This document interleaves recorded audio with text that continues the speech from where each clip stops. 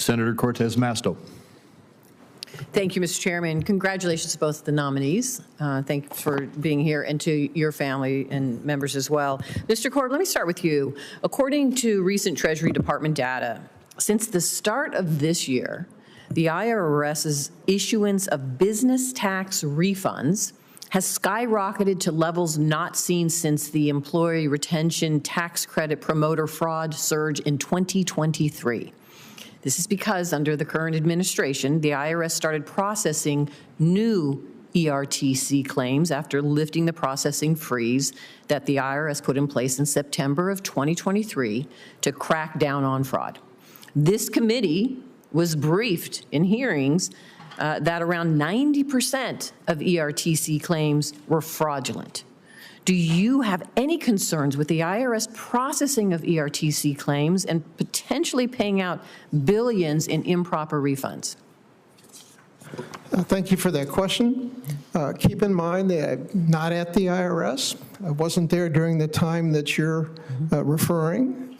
So I have no personal involvement or knowledge. Never said you did. You have familiarity with being there in this position before.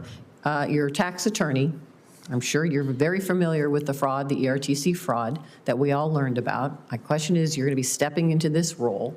Do you intend to look at it? Do you have any concerns about what the IRS is doing now? Well, I do have some background that in the employee retention credit. And when it was enacted, it was a great program, great idea. But unfortunately, when the administration's changed and it was extended and nobody seemed to be paying attention to what was going on, what had been a good social program turned into the problem that you're raising with me. I think it's a great example of when the IRS, which is supposed to be the tax collector, supposed to administer the tax laws, is given responsibility for a social program. This is the kind of thing that happens. We are where we are, and when if I am confirmed, take office, obviously we'll have to deal with that as part of my portfolio. Is it something you intend to take a look at? I'm sure I'll be involved in it, okay? All right. Thank you.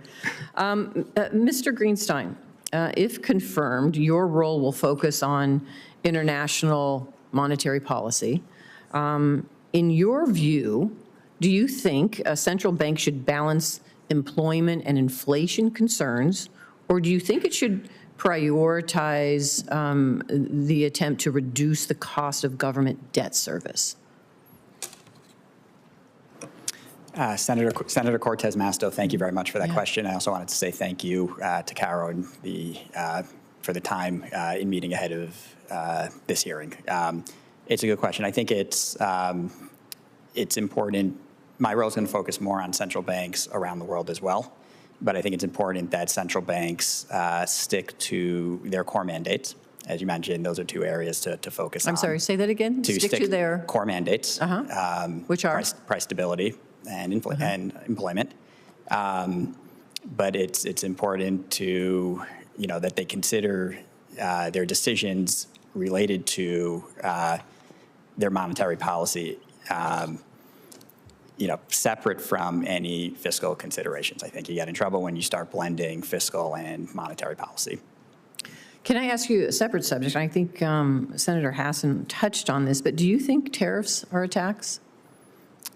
Senator, thank you for that question. As I mentioned to your colleague, I would defer you to the President's senior trade team that's focused on this. In my role, I'm more focused on sort of currency manipulation as one of the non-tariff measures that we have to look that our partners may be employing to disadvantage American businesses and workers.